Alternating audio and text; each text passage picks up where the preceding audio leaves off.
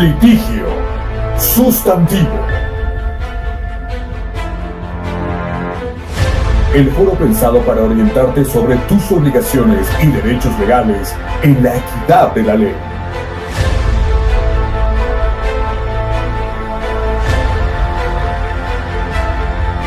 Litigio sustantivo. Tu deber, tu derecho, tu derecho, tu deber. Con el licenciado Francisco Vázquez.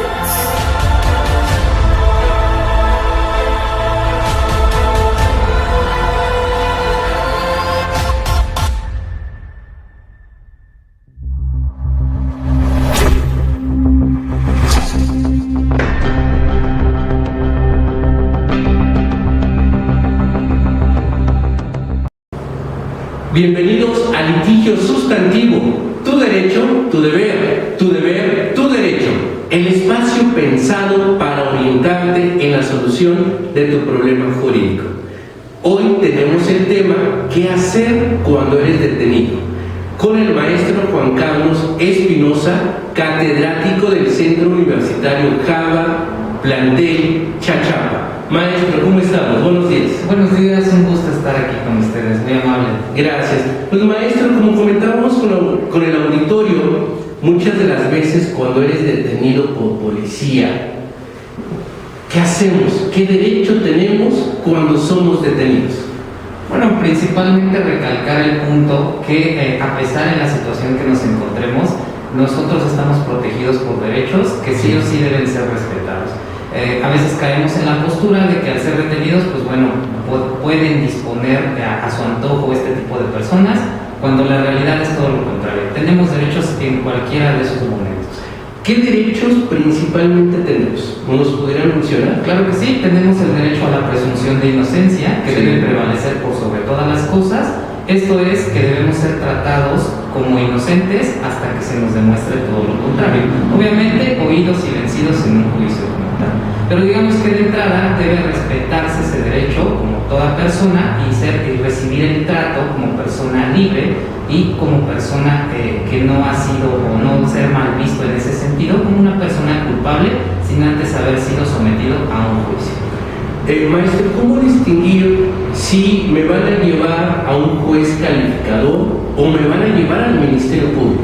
Claro, esa es una pregunta sumamente interesante. En el caso del juez calificador lo entendemos como el juez cívico coloquialmente. Entonces, el juez cívico o el juez calificador se va a abocar específicamente a funciones administrativas, es decir, infracciones o cualquier otro tipo de situaciones de carácter administrativo. En el caso de un hecho con apariencia de delito, por supuesto y por obvias razones va a traer como consecuencia que nosotros seamos detenidos y por supuesto llevados al Ministerio Público, en este caso la autoridad encargada de, de dirimir este tipo de situaciones. Maestro, en un momento dado soy detenido por un hecho con apariencia de delito. Con el sistema anterior decíamos ¿alcanzas fianza o no alcanzas fianza? Ahora, ¿cómo lo podemos distinguir?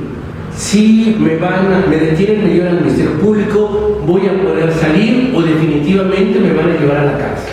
Claro, el tema de la fianza es una figura que existía en el anterior sistema inquisitivo. Actualmente nuestro sistema es de corte oral adversarial, es decir, van a prevalecer por sobre todo la oralidad. En ese sentido, debemos entender entonces que la figura de la fianza se extingue y por supuesto deja sin efectos todo este tipo de figura y las consecuencias que conlleva.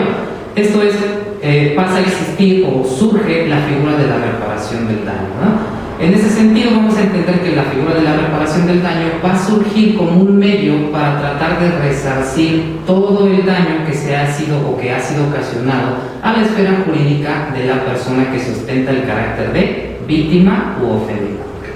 ¿Cómo distinguir si procede reparación del daño y que definitivamente por el hecho con apariencia de delito me tengo que llevar todo un juicio?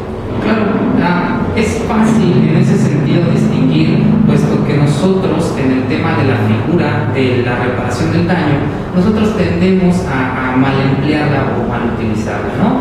En ese sentido, la figura de la reparación del daño la vamos a tener únicamente en el tema de la corte oral adversarial, esto es, en el tema de los juicios orales como tal. Nuestro sistema ya no es inquisitivo, migramos de un sistema inquisitivo que dejó de estar en funciones en 2016 a nivel país.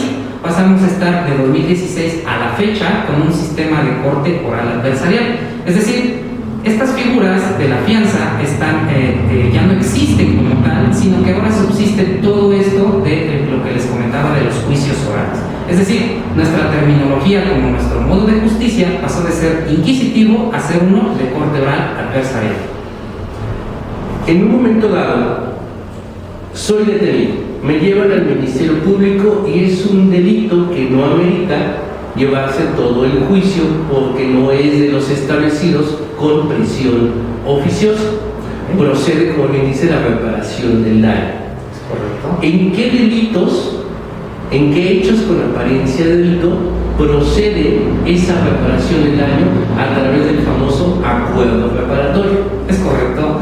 Nuestro nuevo sistema es sumamente interesante. Surgen nuevas figuras, como en este caso tenemos acuerdos reparatorios, tenemos la figura de la suspensión condicional del proceso, por supuesto, entre otras figuras que son medios alternos para no llegar al tema del juicio. Esto es, proceden la figura de la reparación siempre y cuando no sean delitos que estén contenidos en el artículo 20 constitucional. Esto es lo que anteriormente conocíamos como los delitos graves. El secuestro, la violación, el narcomenudeo, todos estos delitos de carácter que impactan en su mayoría a la sociedad, por supuesto no tienen derecho a lo que es la reparación del daño. Esto amerita un juicio como tal y por supuesto la famosa prisión preventiva de carácter oficiosa. En cualquiera de los que incurra los delitos contenidos en el artículo 20 constitucional, ahí si nos encontramos en presencia de alguno de estos, por supuesto no va a proceder la reparación del daño.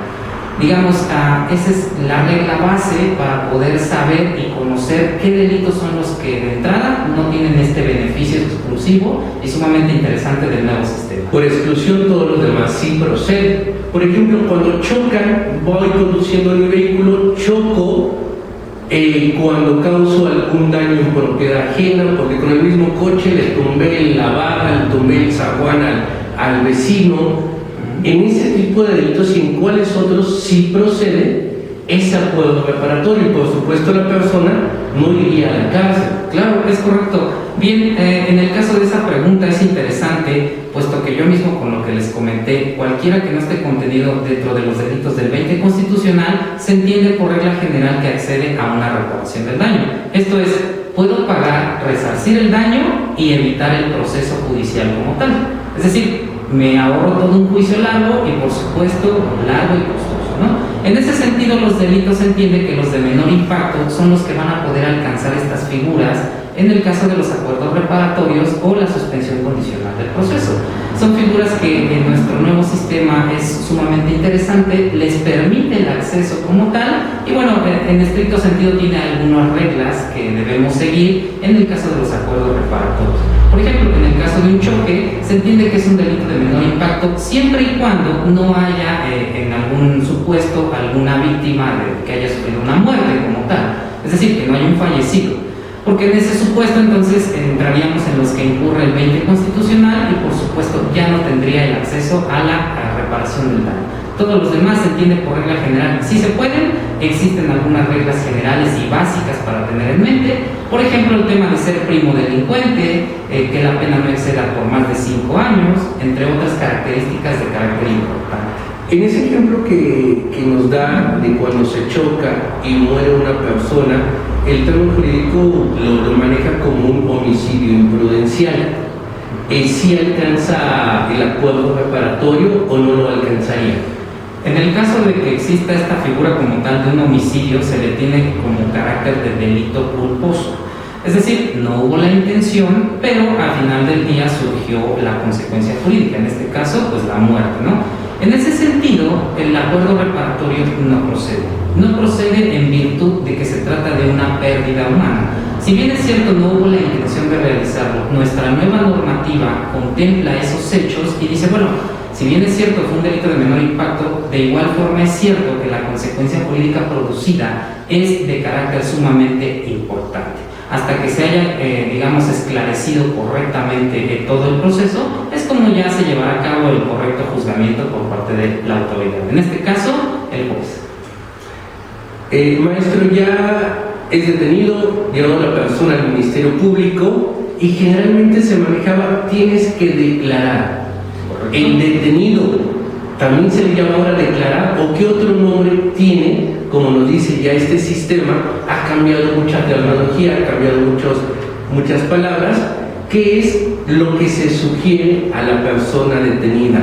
¿Que sí responda, que sí declare ante el Ministerio Público, o cuál sería su sugerencia? Claro, de mi parte lo ideal sería que primero tuviera el contacto con el abogado, es decir, tuviera la asesoría correspondiente para poder emitir alguna opinión. En este sistema se maneja la virtud de que el guardar silencio no va a ser utilizado en contra nuestra, cosa totalmente distinta que ocurría en el sistema inquisitivo, en el cual guardar silencio pues era motivo de sospecha y de algún grado de culpabilidad.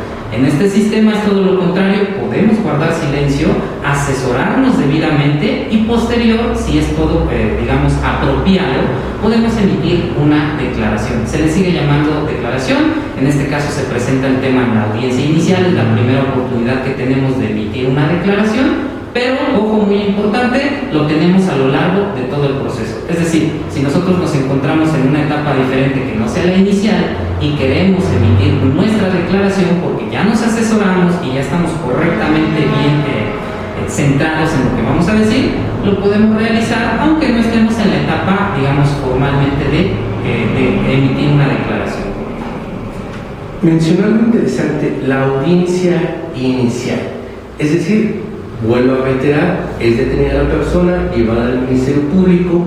¿Cuánto tiempo el Ministerio Público debe y tiene para judicializarlo? Antes se le llamaba consignación, ahora es judicializar. ¿Cuál es el término que tiene el Ministerio Público? Y en ese término, ¿qué es lo que hace el Ministerio? Es correcto. Cuando nosotros somos detenidos, empieza a correr el término para el Ministerio Público. En este caso, estamos hablando de un término en el cual el Ministerio Público se ve forzado a judicializar correctamente todo este proceso de investigación. Entendamos judicializar como someter a un proceso judicial como tal la investigación que está corriendo en curso. Es decir, el Ministerio Público tiene que justificar el por qué estamos detenidos y por qué él tardó tanto en decidir llevarnos ante una autoridad competente. Recordemos que antes el Ministerio Público fungía como la autoridad suprema y prácticamente llegaba ante el juez y le decía, pues, es detenido por esto, y el juez decía sí y vámonos, ¿no? Castigado, sentenciado. Ahora ya no, ahora el Ministerio Público debe someternos a un control, en este caso con el juez de control, y por supuesto el juez de control ya decidirá si es correcta o incorrecta la detención. Pero en término general tenemos 72 horas para que el Ministerio Público nos remita al Ministerio con el juez de control y posteriormente se dirima toda esta controversia. Sí. ¿Cuál sería la diferencia de horas que el Ministerio Público tiene para judicializar a la persona que es detenida y el tiempo que el juez de control tiene para lo que antes se le llamaba la situación jurídica, que ahora es la vinculación al proceso? ¿Cuál sería la diferencia de horarios que tiene el juez de control y que tiene el Ministerio Público? Bueno, por una parte, el Ministerio Público tiene la obligación de remitirnos ante la autoridad competente, esto para no incurrir en casos de violencia o alguna violación, acto violatoria de derechos humanos o procesales, por supuesto. Y dije hace un momento, tiene 72 horas, y la diferencia aquí es que el juez de control tiene un plazo, en el caso de resolver la situación jurídica, tiene un plazo constitucionalmente permitido hasta por 144 horas. Es decir, lo puede duplicar a solicitud única y exclusiva del imputado, es decir, de la persona que es detenida y sometida a un proceso judicial inicial, porque estamos en la etapa inicial. Entonces, yo diría, esa es la diferencia entre el tiempo que tiene el Ministerio Público para presentarnos o llevarnos formalmente ante la autoridad ley, que en este caso es el juez de control, y por otra parte, el juez de control tiene, digamos, en esa etapa tiene esta característica de solicitarle al imputado si quiere que se resuelva su situación jurídica en ese momento, en 44 horas o hasta duplicarla. Ese sería el término como tal. En la audiencia de control de detención se lleva a cabo, ¿cuáles son los supuestos que se puede dar? ¿Se puede quedar detenido la persona? ¿Se puede ir? Y si se va, ¿tiene que pagar alguna cantidad de dinero? Claro, esa es una pregunta interesante. En este sentido, cuando nosotros somos sometidos a una audiencia inicial, que es el proceso inicial judicial como tal, nosotros nos vemos, aparece la primera fase de esta investigación, que es el famoso control de detención, el control de la legalidad de la detención. En esta fase se va a especificar, se va a decidir si el proceder del Ministerio Público en la detención fue apegado a derecho o fue contra derecho. Esto es, la ley contempla algunas formas en las que nosotros podemos ser detenidos legalmente. Uno de ellos es la flagrancia y el caso urgente. Entonces, en estas dos figuras, digamos, el código lo recopila y dice, sobre estas dos figuras te tienen que detener en ese sentido, no en algún otro. Flagrancia, en el momento que se está cometiendo el delito. Caso urgente, el Ministerio Público tiene que justificar esa necesidad de poder detener a la persona. Pues maestro, muchas gracias. Auditorio, ya lo escucharon, tienen derechos desde el momento que son detenidos. Y bueno, en esta nueva mecánica del sistema penal es interesante esta información, por si acaso algún amigo, un vecino, un familiar es detenido, sabemos que no deben de vulnerar los derechos que tenemos. Gracias, maestro, nuevamente. Los invito a que nos sigan, a que le den like, a que se suscriban. Aquí está la puerta abierta, porque el conocimiento no se atesora, se comparte, para que si tienes algo que compartir de información, lo hagamos. Se despide de ustedes su amigo y abogado Francisco Vázquez en tu espacio, litigio sustantivo, tu derecho, tu deber.